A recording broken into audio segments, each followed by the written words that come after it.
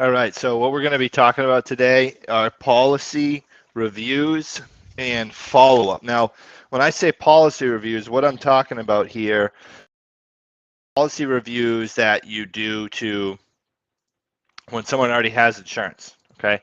So like if you get on a telesales call and you got someone who's already got a policy, then I'm talking about a policy review where you call with the client on the line and you review it.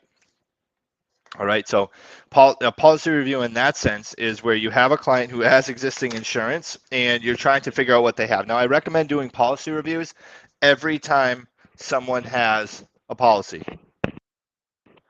So every time someone has existing insurance, I recommend doing a policy review. Now, this is why it's important to not right in the beginning of the presentation, when they tell you they have insurance, this is why it's important to not just be like, hey, well, what do you have for insurance? How much do you pay? What's the name of the company? What's the death benefit? Stuff like that. Because sometimes in the beginning, it's a smoke screen and they might not even know what they have. So right in the greeting, in the beginning of the presentation, if you run into someone and you're like, oh, I'm calling about the information you requested on the life insurance or burial programs, whatever your script says, hopefully you're using mine, then you say, hey, no worries. I'd be surprised if you didn't. Most people I speak with already have insurance. They find this information really valuable, and you just go right back into your presentation. Then in the fact-finding section, not too far later, 5 or so minutes later, you're asking about what they have for insurance, and you want to get the benefit amount, the carrier, and then you want to get how much they spend on it, the premium. Now, once you have that, I still recommend calling the insurance carrier on a three-way phone call. So there are a couple ways to approach this. Number one, I would do this. I would say, okay, hey, look, now, I know you have insurance right here, and this is exactly what we think that you have based on what we're looking at or what you know. What I recommend that we do is just reach out to that carrier real quickly to figure out exactly the fine details. And when's the last time you did a policy review anyway? They'll be like, oh, I don't know, I haven't called them in a little while. Usually that's what it is. And then you would just say, okay, cool. Well, what we're going to do, we're going to get them on the line real quick just to confirm everything here is accurate, because I can't, as a professional, I can't recommend for you to do anything, whether it's give you options on additional coverage or on something that may be more advantageous for you, whatever. I don't know what options to give to you to really help you out as a professional until I know exactly what it is that you have. And the only way for me to know exactly without being in your home holding that policy myself and looking at it is to call the company. And actually, even if I was there, I would still call the company, because there are things that are not going to be in that policy that I'm going to have to ask about. So let's give him a call real quick. And then you just get him on a three-way phone call, and you three-way the carrier into the call. You just Google the name of the insurance carrier and then customer service number. So or 1-800 number. So say they have Mutual of Omaha, I'll put Mutual of Omaha final expense customer. And that's what I would go. Or if you, I think it's called Living Promise. So I'd be like Mutual of Omaha Living Promise customer service number. You call in, you ask for a representative to help cover policy details, and then you say, once you have them on the phone with the client, and the client's there, you say, okay, now Mr. Jones wants to cover the details of their life insurance policy. They're a mutual client of ours. We just want to get some information on it. We have them on the line here to give me permission to ask you about their policy.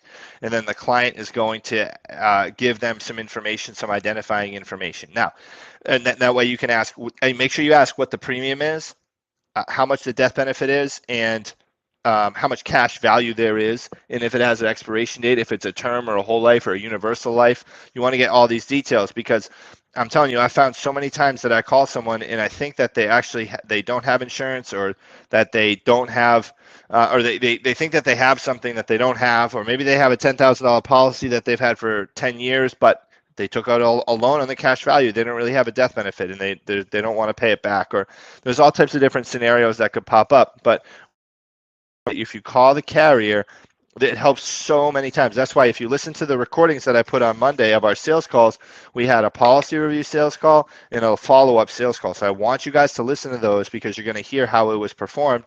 But you always want to get the client on the phone with the carrier. I would recommend doing this after you build a little rapport, after you build a little trust, a little bit of a relationship. Get them laughing, get them to like you, because if you don't do that, it's going to be really, really hard to get the carrier on a three-way call. Now, there are some situations that could come up that may prevent you from actually doing that. Client could say, no, I don't want to get them on the phone. Okay, and there's a couple ways to handle that because some people will object to that. And one way I like to handle it is by saying this: say, Miss Jones, I completely understand that, and I don't really like giving my private information out either, especially things like that. But what I want to do here is just make sure that I would rather have us not do it and you. I would rather have us do it and you be right than us not do it and me be right. So with that being said, let's get them on the line. It's just going to take a few minutes, and it's really, really, really, really important that we do this. And you only have to do it once, and then we're never going to have to worry about it again. And then I'd say, is that okay with you? You mind if we just take a few minutes, please? Is that fair enough? And almost ask like you're begging, okay? Almost like beg to get him to do it. You almost guilt trip him into it. Be like, if you don't do it, you're kind of a jerk. You want that type of tone when you do it. That works for me. I mean, I don't know. I can get my way with them doing that. Another situation that may come up, you may get someone who thinks that they have something that they don't have, right? So, like, say someone has Colonial Penn, and then they're like, oh yeah, I spend $10 a month and I have $50,000 in insurance. You guys know that. And well, if you don't know what Colonial Penn is, they're a great company, but the product they have is really expensive. So it's a guaranteed issue product, and they have some day one benefit, but usually the one that people get, the most popular one, is the $9.95 plan. And yes, you can spend $9.95 a month, but it's for a very, very minimal amount of life insurance. So it's not even worth it for them to get. Okay. Now, every other company is going to beat them in price, even if they have to go guaranteed issue. So there's a couple ways to handle. You're going to want to know the carriers too, your competitors' carriers. This is what will make you lethal in sales on the phone, because you have to know what people offer. You have to know the different programs that are available. So, like if someone has Colonial Penn, there's a couple ways you can handle this. And this is an example. If you know someone has a guaranteed issue policy, this is how I would handle it. I'd say, oh, okay. Did you get that? You must have got that. You must have some couple health issues you're facing then, right? And if someone's like, no, I don't have any health issues, be like, oh, well, wow, that I'm surprised that plan is usually for people who aren't in good health. Usually there are other plans out there that reward people with discounts and additional benefits and higher coverage amounts if they're in good health. Were you aware of that? And they could say, oh no, I thought I had what I had. Say, no, you know what? Let's get them on the line, because I'd rather if we figure out that you have the best plan that they have, so that at least you're paying them money. You might as well get your money for it, right? So you want to do anything you can to get that carrier on the line. Now, another way I do it, if someone is super adamant about that what they have is the best, and they're like super pumped about it, this is another way to get the carrier on the line. And this has worked for me too. I say, okay, look, now I understand you have an awesome program here, and that's actually better than anything that I can offer. I don't have anything even close to that. Like if someone's like, I spend $10 a month for 50,000 in insurance, and they're like 70 years old, right? So I'm like, wow, my clients spend way more than that for that much insurance. Let's do this. I think that you would really be able to help out a lot of people by us getting on the phone with that company. So let's do this. Let's get on the phone with them.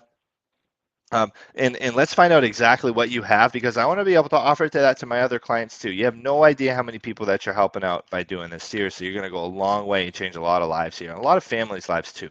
So let's give them a call. Then you look at the company's name, or you look up the Colonial Penn 1-800 number, three-way call. By the way, my rebuttals website, that's only $20 a month, www.rebuttalspage.com. I have links to a bunch of different, I'm going to add more in there too, a bunch of different carriers that you can put in there. I have 4 common competitors in there that we run into, and I'm going to start putting more in there for buttons for you to click on so that you can access information on common competitors. Okay, so that is how you do a policy review. And then once you do a policy review and and another thing you want to do a policy review, guys, why? Is because people shoot the messenger.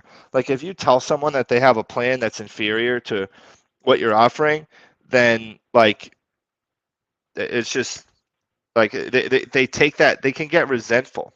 They can look at you as bringing them bad news, and they can look at you as someone that they don't want to talk to, because they're like, hey, this person's out here telling me that the program that I worked so hard to get and that I was so proud of, that it's not what I think I have. And people can feel really hurt about that, and they'll take it out on you. I promise, they'll take it out on you. They're going to be offended that you told them that they did the wrong thing. So my advice to you guys is to always do a policy review. What's it take? 5 to 10 minutes? Just take the extra time to do it. You're going to get so many sales. Is it you're going to get a sale every time you do it? No. But if you look at the example of the live sales call that I posted on Monday, August 21st, 22nd, sorry, yesterday, you're going to hear the guy had a policy that was a 3-year wait, and we got him into a policy that was a 2-year wait. He just took that one out. Okay, why? And it was cheaper. He got more coverage for the same amount of money. So, or he got more coverage for the same amount of money. So like, and he had to wait less time. So, but at first, when you tell someone that they don't have what they think they have, they're going to feel resentful towards that. They may not trust you too, and they know you're a salesperson. They know you're there to sell them a policy, right? And if you don't have that trust established yet, so there's multiple different ways, but you want to figure out ways to get people to three-way the insurance carrier with you. All right. Now, some people are just not going to let you do it. Some people are not going to do it, but those people are people that maybe you weren't going to get the sale with anyway. And I would recommend, to avoid that as much as possible, I would wait until you have some sort of relationship established with them before doing a policy review. So make sure that you're like 5, 10, 15 minutes into the conversation before asking for that. It's not right off the bat when they answer and tell you that they have insurance that you're like, hey, I'm going to go do a policy review. Because guys, you're leaving money on the table if you do not do policy reviews with your clients. Anybody on here, anybody watching this, if you do a policy review, telesales this week, first person to do a policy review telesales sale this week and record the call, send the recording, I'll give you an extra $50. Actually, make it $100. I'll give you an extra $100. So if you can apply this information and do that, once you have the client on the line, say, hey, look, I want to make sure that we have it. I know exactly what it is you have, because I can't recommend any other advice to you without knowing exactly what it is that you have. Now, I know you have a pretty good idea, but it's important to confirm this, ma'am, because I've had people who thought they only had 10,000 and they end up having 20,000. And then it doesn't make sense for us to be on the phone anymore, and there's not really anything I can give to them. They have it through a company that they already have their coverage maxed out through a company maybe, and I can't give them information on that company. So there are a lot of reasons why this is important. So let's make sure that we take care of this once and for all. We're never going to have to worry about it again. You get them on the phone with the company. Make sure your tone is good, though, and you're going to have to do this a few times to feel confident about it. Well, you may not have to, but it'll help. So that is a policy review and how you do a policy review to help get a sale. Okay. Now, I know this isn't super flashy stuff, but this is going to help you, and this isn't going to probably get me a ton of views on this or whatever, but this is stuff that will actually increase your sales. By the way, we're coming out with me and a friend of mine actually, what we're looking to do, he is extremely talented in the another space, lead generation space, and I'm talented in the sales and telesales scaling arena. We're going to combine forces, and we are looking to bring on 3 to 4 maximum individuals for an exclusive coaching program. We're going to be launching a beta of it.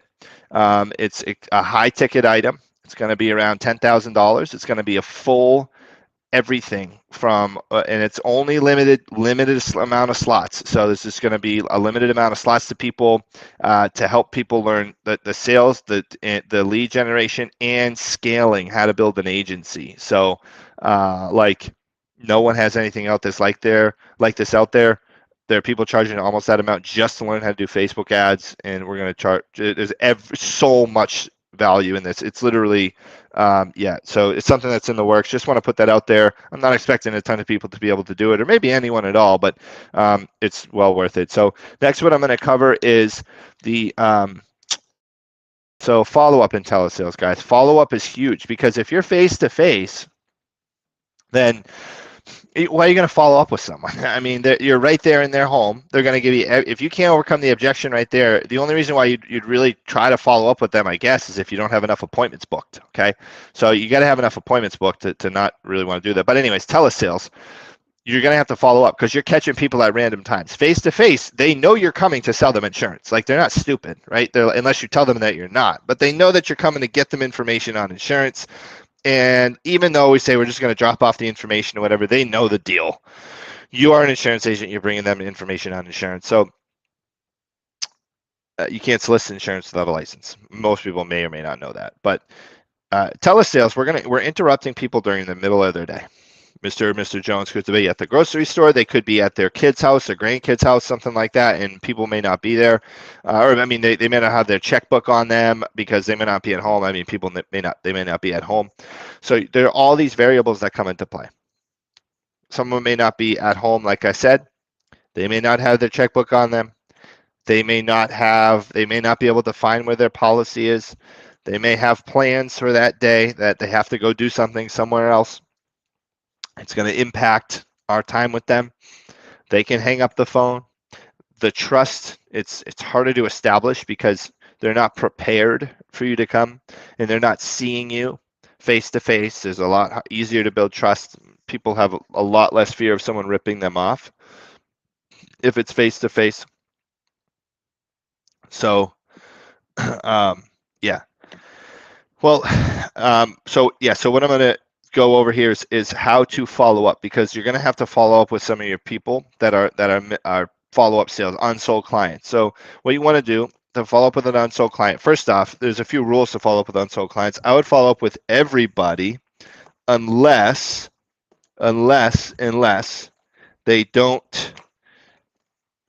they can't qualify for anything, meaning they're too old or whatever the case may be. So obviously don't follow up with someone if they can't qualify for anything, and don't follow up with someone too much if they if they can't afford to pay a lot of money.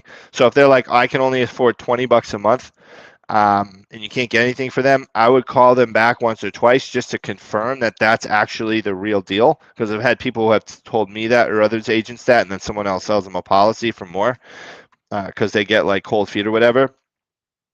But make sure that you are following up with everybody. Now, I would recommend your follow-up schedule. You want to have a notebook, okay? So you want to have a notebook here, and on the notebook, you want to make sure that you have your list. Have it be a list of people, a hot list. So you want to have a follow-up list. You want to have people who either you got to the close and then you just couldn't close them for whatever reason. They had to think about it. They had to talk to someone else.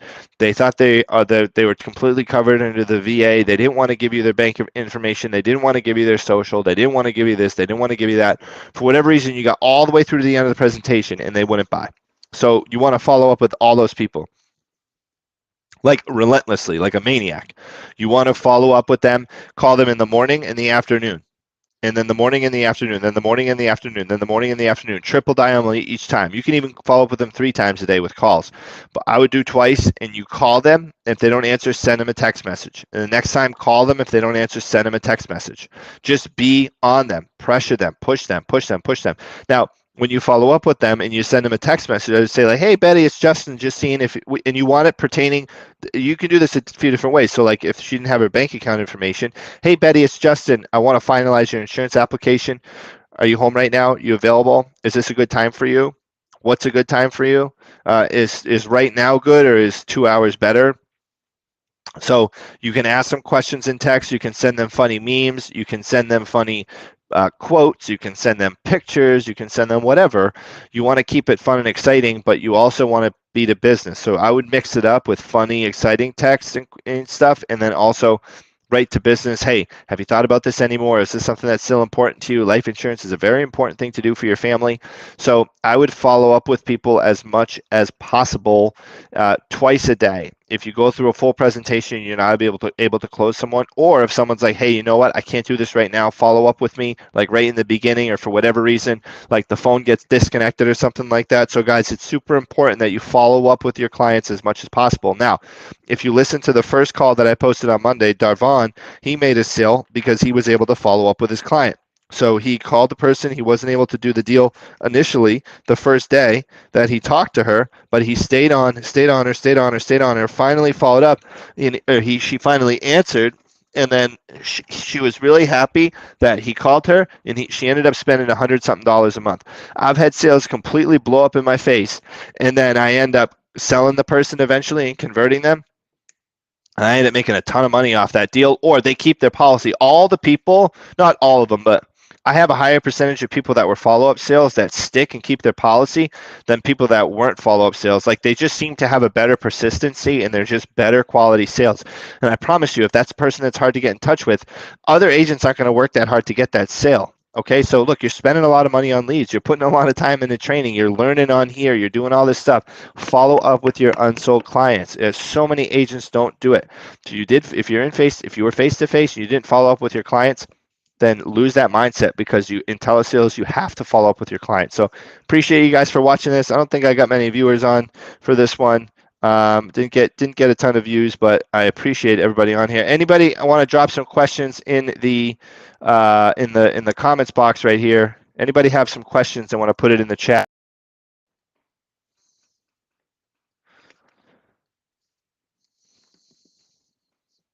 Any questions?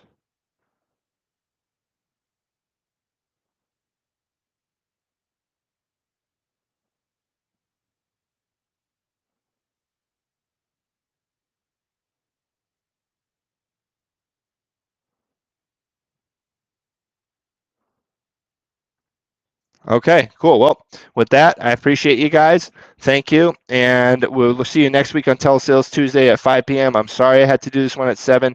My flights got all crazy crammed up, but this one's at 7, so I'm putting this content here. I hope anybody who wasn't able to watch it is able to watch it.